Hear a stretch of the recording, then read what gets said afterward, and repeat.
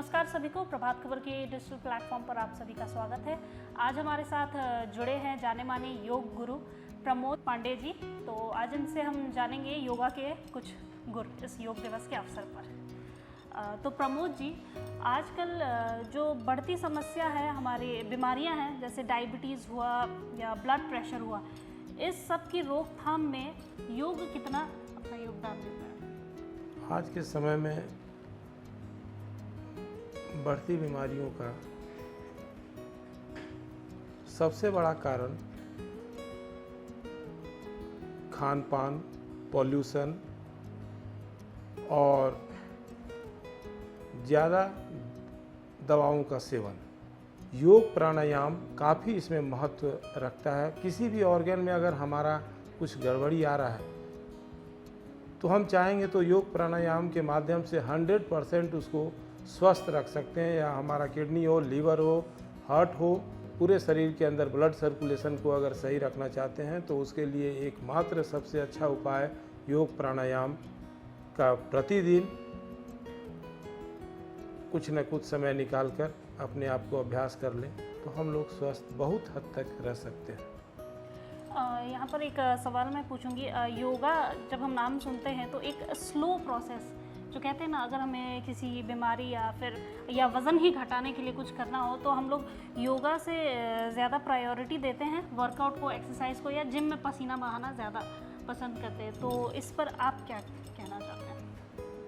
नहीं मैम, बात तो आपका बिल्कुल सही है। तुरंत इसका योग में थोड़ा सा समय लगता है समाधान में। तुरंत आज करके आज ही इसका रिजल्ट नहीं मिलता है, लेकिन इतना पक्का है कि जब हम आज से अगर योग शुरू करते हैं तो कुछ ना कुछ शरीर के अंदर हमारा फ़ायदा उसी समय से शुरू हो जाता है। भले ही वो दिखलाई न पड़े, उसका असर 3 महीना, 6 महीना, 2 महीना के बाद दिखलाई पड़े, लेकिन शुरुआत उसी समय से हो जाता है।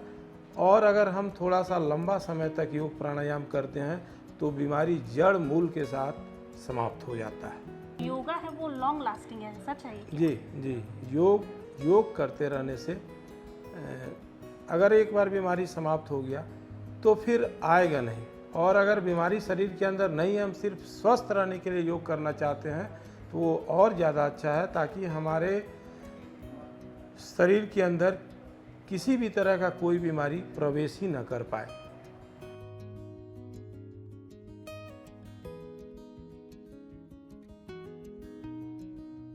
भागदौड़ भरी ज़िंदगी में हमारे पास उतना समय नहीं रहता है योगा करने के लिए, या फिर समय की कमी के कारण हम नहीं कर पाते। तो कुछ ऐसे योगा के जो टिप्स हैं जो हम लोग कम समय में कर सकें?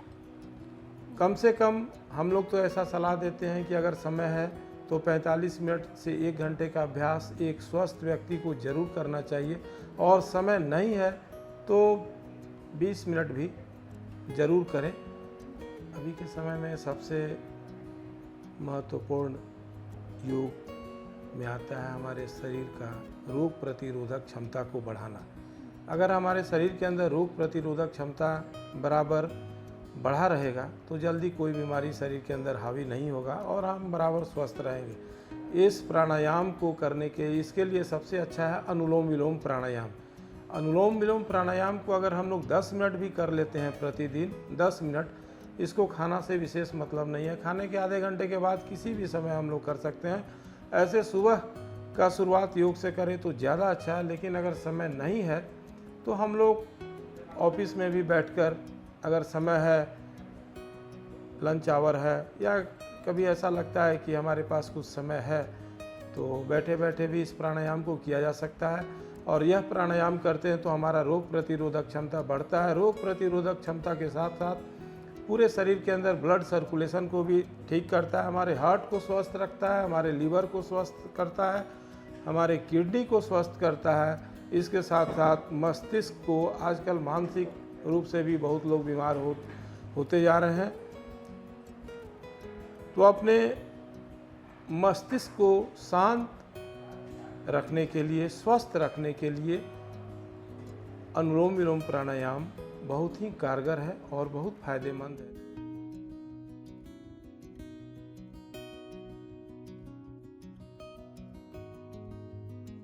कई लोग होते हैं जो जो डिप्रेशन का भी शिकार होते हैं वो लोग दवाइयाँ वगैरह यूज़ करते हैं, तो उसके अलावा क्या योगा उनके लिए कारगर साबित हो सकता है? किस प्रकार अगर होगा तो? बहुत ज़्यादा उनके लिए कारगर साबित होगा।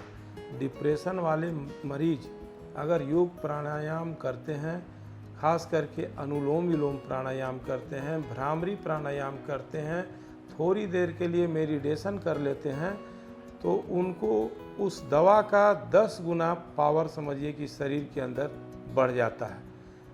10 मिनट का ही अभ्यास अगर वो कर ले, लेकिन जो डिप्रेशन के मरीज हैं उनको थोड़ा ज़्यादा समय देना होगा, कम से कम आधे घंटे सुबह शाम मिलाकर सिर्फ अनुलोम विलोम प्राणायाम में दें। तो जो बिगिनर्स है, खासकर जो अभी सोच रहे हैं योगा करने की या योगा के, पर योगा में इतने सारे मतलब कि स्टेप्स होते हैं, पोजीशंस होते हैं, तो जो बेसिक जो बिगिनर है वो लोग कौन कौन से स्टेप्स जो है कॉमन फॉलो कर सकते हैं डेली, और समय भी कम लगे और योगा भी हो जाए? बिगिनर को यह करना चाहिए, सबसे पहले योग का सूत्र है ओम मंत्र का जाप से शुरू करें।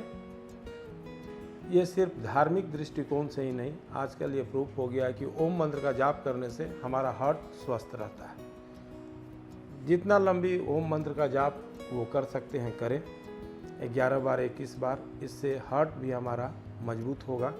उसके बाद 1 से 2 मिनट का ध्यान अपने ईश्वर के प्रति, जिस ईश्वर को वो मानते हैं उनके प्रति, जिनको भी मानते हैं उनके प्रति 1 या 2 मिनट का उनको सोचते हुए ध्यान करेंगे।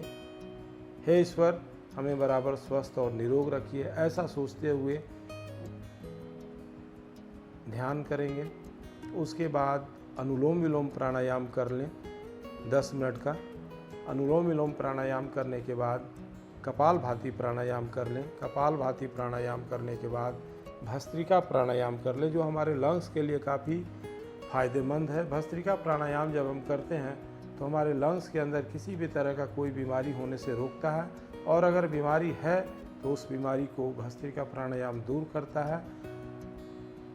भस्त्रिका प्राणायाम के बाद अगर समय का कमी है तो कुछ देर के लिए उज्जाई प्राणायाम कर लिया जाए, फिर ध्यान के साथ समाप्त कर दिया जाए। जैसे एक्यूप्रेशर हुआ या ब्लड प्रेशर, हाइपरटेंशन, ये सब, सिरदर्द भी होता है, कभी माइग्रेन वगैरह भी होती है, तो क्या योगा से ये हम इसे क्योर कर सकते हैं?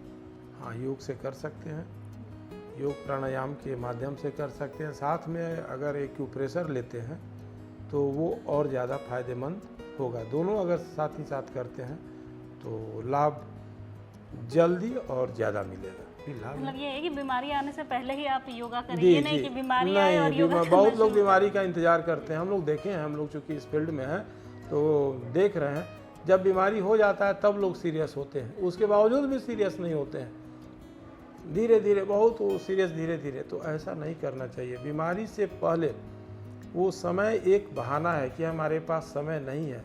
मैं तो बताया कि जब हमारे माननीय प्रधानमंत्री जी जब समय निकाल सकते हैं तो हम लोगों के पास क्यों समय नहीं है। शरीर को स्वस्थ रखने के लिए जब बीमारी हो जाता है तो डॉक्टर के पास जाने के लिए समय है, दवा खाने के लिए समय है, छुट्टी उस समय लेना पड़ता है, सारा चीज़ के लिए समय निकल जाता है। तो योग प्राणायाम के लिए क्या आधे घंटे हम समय नहीं निकाल सकते हैं? ज़रूर निकाल सकते हैं। और आज के समय में स्वस्थ रहना भी एक बहुत बड़ा चैलेंज है। योग एक बहुत ही कारगर चीज़ है, और इसे सिर्फ भारत में ही नहीं, पूरे बाकी देशों ने भी माना है कि योगा एक बहुत ही कारगर चीज़ है। और सिर्फ इस योगा दिवस पर ही आप योग ना करें, बल्कि हर समय योग को अपने जीवन में आप उसका बना दें जगह।